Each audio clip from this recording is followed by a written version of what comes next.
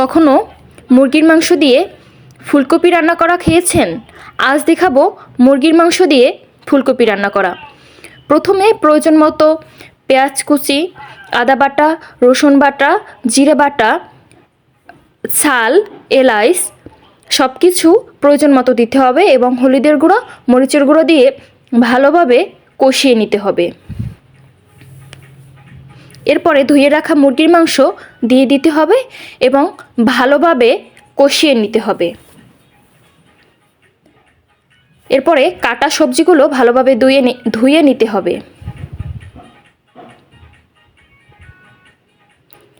কষানো হয়ে গেলে ধুয়ে রাখা আলুগুলোকে দিয়ে দিতে হবে।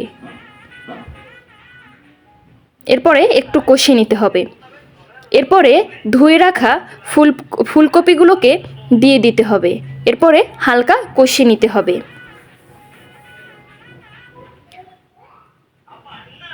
কষানো হয়ে গেলে প্রয়োজন মতো পানি দিয়ে দিতে হবে, যাতে মুরগির মাংস, আলু এবং ফুলকপি সব কিছু ভালোভাবে সিদ্ধ হয়। এরপরে হড়া দিয়ে ঢেকে দিতে হবে এবং সিদ্ধ হবার পর ঢাকনা তুলে দিতে হবে।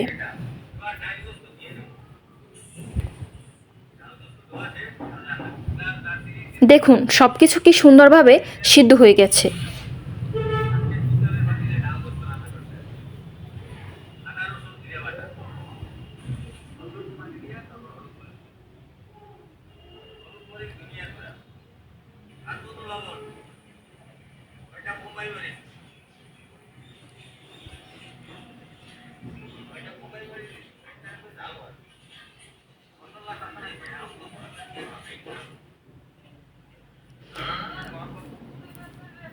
ততক্ষণ পর্যন্ত জাল দিতে হবে যতক্ষণ পর্যন্ত সব কিছু মাখা মাখা না হয়।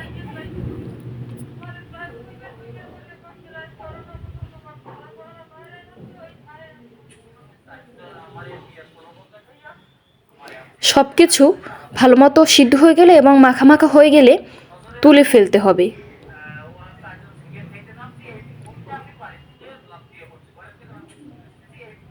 দেখুন দেখতে কি সুন্দর হয়েছে, দেখতে কি সুন্দর সুস্বাদু লাগছে।